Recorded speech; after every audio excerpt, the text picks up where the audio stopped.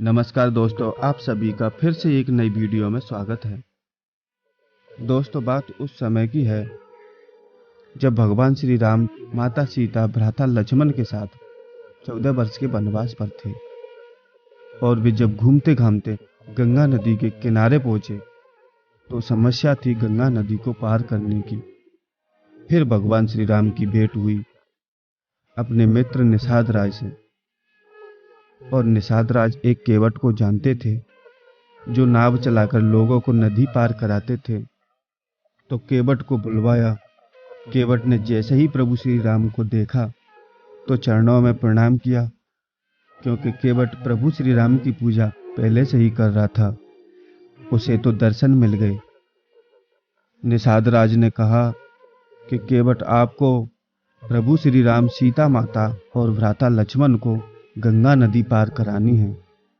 तो केवट ने कहा, ये काम मैं नहीं कर सकता। तो निषाद राज और भ्राता लक्ष्मण को गुस्सा आया और पूछा कि ऐसा क्यों। तो केवट ने कहा, मैं इन्हें जानता हूँ, इनकी लीला अपरंपार है। इनके चरण जहाँ पड़ जाएं वहाँ चमत्कार हो जाता है। मैंने तो सुना माता अहिल्या पत्थर की थी, इन्होंने उसे नारी में परिवर्तित कर दिया। इनके चरणों में जादू है।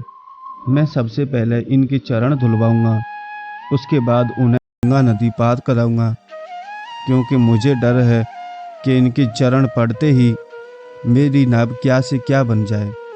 इन्होंने तो पत्थर को नारी में बदल दिया, मेरी नाव तो काट की है, कहीं नाव ही गायब ना हो जाए। यह सब देखकर भगवान राम मुस्कुरा करके बोले, भैया केवट, हम साधारण मानव हैं, लेकिन केवट जानता था कि प्रभु की कृपा पाने का इससे बढ़िया मौका फिर कभी ना मिलेगा। भगवान भी केवट के मन के भाव को समझ रहे थे। केवट ने भगवान से कहा, प्रभु, मैं तो पैर धोकर ही नाव पर चढ़ाऊंगा।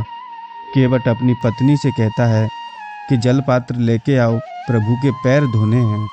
केवट प्रभु श्री राम के चरण धोने लगा और जो चरणामृत था उसे पीने लगा और गंगा जल को पीकर धन्य हो गया। फिर उसने सोचा, बस प्रभु अपना हाथ मेरे सिर पर रख दें तो जीवन धन्य हो जाएगा। जैसे ही भगवान उठने लगे तो केवट ने कहा, प्रभु मेरे सिर पर हाथ रख लीजिए, नीचे गीला हो रहा है। भगवान भी केवट के मन के भाव को समझ रहे थे और उनके सिर पर हाथ रखकर खड़े हो गए। फिर उन्होंने प्रभु को प्रणाम किया।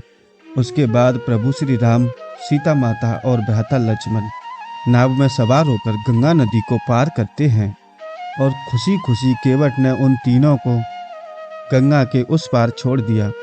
जब सब नाव से उतरने लगे तो प्रभु श्री राम ने सीता माता से कहा कि हमें इसकी भेंट देनी चाहिए, और माता सीता ने अपनी अंगूठी केवट को भेंट करनी चाहिए, लेकिन केवट ने उतराई लेने से मना की और प्रभु श्री राम को हाथ जोड़कर कहा, प्रभु माफ कीजिए, क्योंकि ये सृष्टि का नियम है, वो एक दूसरे से भेंट नहीं लेते। जैसे धोबी दूसरे धोबी से धुलाई नहीं लेता, और आप और मैं तो समान कार्य करते हैं। तो प्रभु श्री राम ने कहा कि कैसे, वे तो भगवान थे, सब नर लीला रच रहे थे, और बोले, मैं तो केवट का काम करता ही नहीं हूँ, मैं तो लोगों को इस पार से उस पार उतारता ही नहीं हूँ। तो केवट ने कहा कि प्रभु, मैं तो आपको जानता हूँ, मैं इस लोक में लोगों को नदी पार करवा रहा हूँ, नाव से इस पार से उस पार ले जाता हूँ। आप तो भवसागर वाली नाव में बिठाते हैं और भवसागर पार करा देते हैं, मृत्यु लोक से हमें पार करवा देते हैं, इसलिए आप और मैं समान कार्य करते हैं। ये बात जब केवट ने कही तो भगवान श्री राम ने केवट को मोक्ष प्रदान किया और केवट भगवान की भक्ति में रम गया। दोस्तों, हमें सब पता है, लेकिन फिर भी हम भगवान से जो भौतिक वस्तु हैं उनकी मांग करते रहते हैं, उसी सुख दुख में खोए रहते हैं, अपने वर्तमान को छोड़कर भविष्य की चिंता में डूबे रहते हैं और भविष्य की परिस्थितियों को देखकर अपने वर्तमान को नरक बनाते रहते हैं। केवट का ये प्रसंग हमें सिखाता है, अगर केवट चाहता तो अंगूठी ले सकता था, लेकिन उसने स्वीकार नहीं की, इसलिए प्रभु ने उसे मोक्ष प्रदान किया और उसके दुख दर्द गरीबी सब दूर कर दिए। दोस्तों, इस प्रसंग से एक बात सीखने को मिलती है कि आप भगवान से भौतिक वस्तुओं के बजाय उनका साथ मांगिए। आपके भी दुख दर्द दूर हो जाएंगे। आपको भी भगवान अपनी नाव से भवसागर पार करा देंगे। दोस्तों, यह वीडियो आपको अच्छी लगी हो तो वीडियो को लाइक और सब्सक्राइब जरूर करें। धन्यवाद।